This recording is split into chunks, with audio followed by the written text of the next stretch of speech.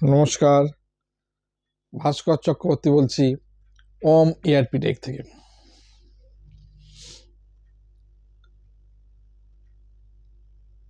আমি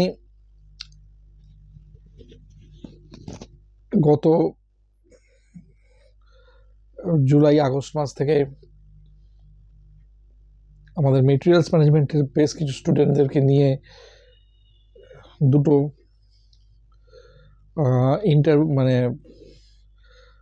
একটা combined class যাকে বলা হয় যে বিভিন্ন টপিক্সের উপর একটা ব্যাকআপ ডিসকাশন সেটা করেছিলাম।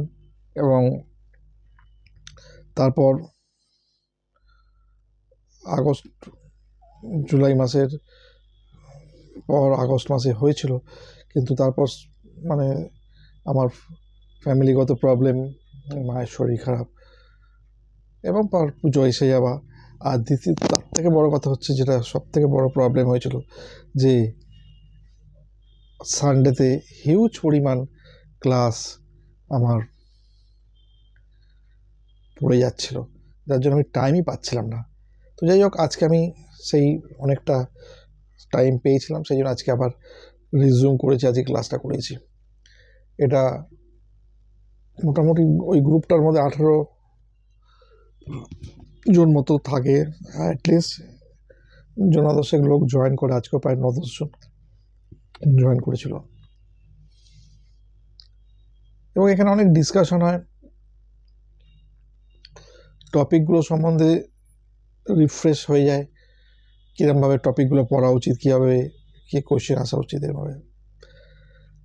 তো আমি আজকে একটা কথা বলতে এসেছি এখানে, যদি ফাইন্যান্সের যারা স্টুডেন্টরা রয়েছেন, যারা এই ভিডিওটা দেখছেন, তারা যদি ইন্টারেস্টেড থাকেন, তাহলে আমি তাদের জন্য কিন্তু এইরকম ধরনের ক্লাস, অন্ততপক্ষে 5-6টা ক্লাস যদি মোটামুটি করে দেওয়া যায়, যাদের অলমোস্ট শেষ হয়ে গেছে তাদের জন্য, বা শেষ হতে চলেছে এরকম, তাহলে তাদের পক্ষে অনেক সুবিধা হবে,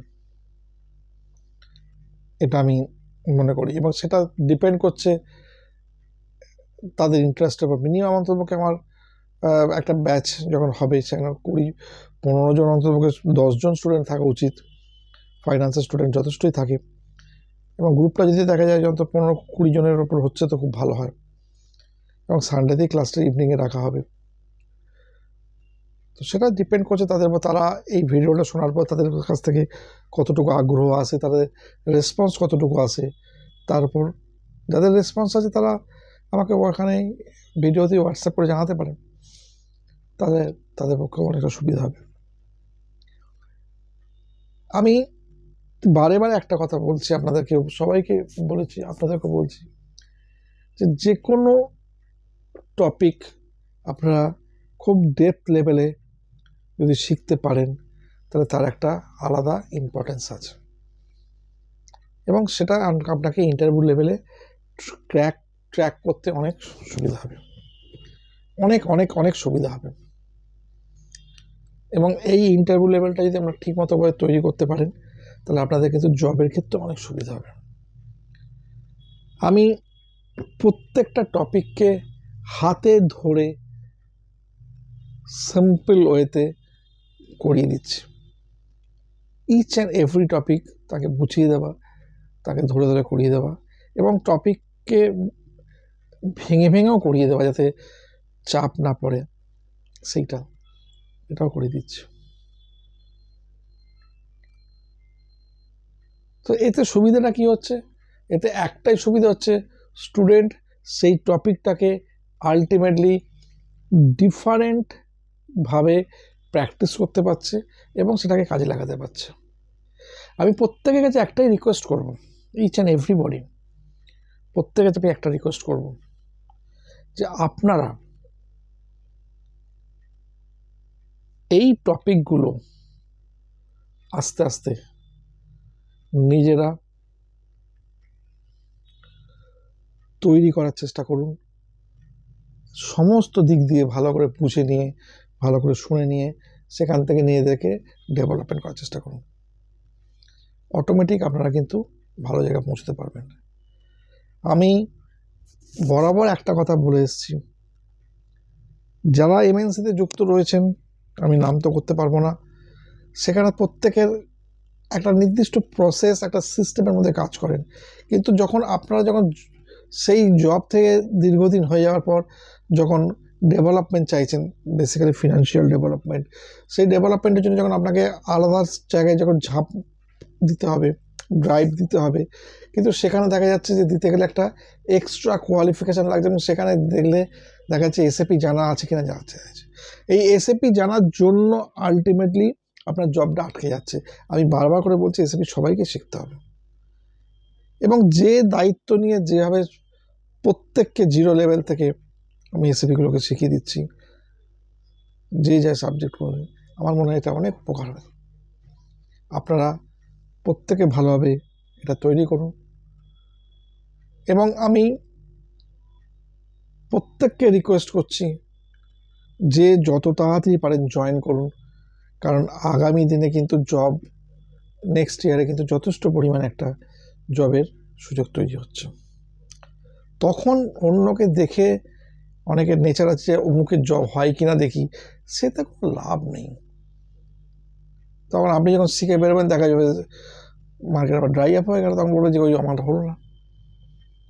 দোষটা কিন্তু নিজেরই থেকে যায়, যে ডিসিশানটা প্রমিনেন্ট না নেওয়ার জন্য। অনেকের আছে যারা শেখাচ্ছে, আমাকে অনেকে হোয়াটসঅ্যাপ করেছে, ওখানে অনেকের জায়গাতে আমাকে একজন হোয়াটসঅ্যাপ, যেগুলো গত বোধহয় ভিডিও না তার আগে করেছে, আপনি কজনকে জব দিয়েছেন।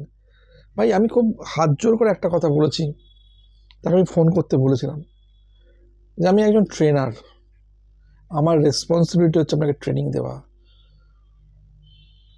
আপনি যখন কোনো জায়গা থেকে শিক্ষিত হয়েছেন, গ্র্যাজুয়েট হয়েছেন সরকারি কোনো কলেজ থেকে, সেই কলেজ কি আমাকে, সরকারি সংস্থা কি আপনাকে জব দিতে পেরেছে?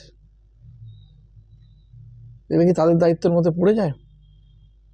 তারা যদি দায়িত্ব না নিতে পারে, আমি একটা সামান্য ব্যক্তি হয়ে একটা টপিক শেখাতে এসেছি, সেখানে আপনি এরকমভাবে যদি কথাগুলো বলেন, শুনতে খারাপ লাগে। আমার রেসপন্সিবিলিটি হচ্ছে আপনাকে তৈরি করে দেওয়া, যাতে আপনি জবের জায়গায় যেতে পারেন। ঠিক আছে, এই জায়গাটা মাথায় রাখার চেষ্টা করুন। যেদিনকে আপনার মাথায় এইটা ঢুকবে, অমুক ইনস্টিটিউট জব দিচ্ছে, সেখানে যাব, আপনি জানেন আমার লাইফ শেষ হয়ে গেছে। কারণ আপনার নিজের ভেতর কাজ কোনো অ্যাক্টিভিটি নেই, ওটা ইনঅ্যাক্টিভ হয়ে গেছে। আপনি বেসিক্যালি অন্যের ওপর ডিপেন্ড হয়ে পড়েছেন। অন্যের ওপর ডিপেন্ড হয়ে পড়লে জীবনে কোনো সাকসেসফুল জায়গায় পৌঁছতে যাওয়া যায় না। আজকে আমাকে এখানে আসতে হচ্ছে অনেক ধাপ, অনেক অনেক অনেক করে। সেই জন্য আজকে যে লেভেলে যেরমভাবে আজকে ধরে ধরে সবাইকে করে দিচ্ছি, সেইটাকে সবাই করার চেষ্টা করুন। আমার মনে হয় এতে প্রত্যেকের ভালো হবে, প্রত্যেকে ভালো জায়গায় পৌঁছতে পারবেন। আলটিমেটলি এসএপি এডুকেশন আজকে খুব সহজভাবে বাংলায় এত সুন্দরভাবে বুঝিয়ে বুঝিয়ে করা, এটা কিন্তু পাবেন না। তো যাই হোক, প্রত্যেকে ভালো থাকবেন। নমস্কার।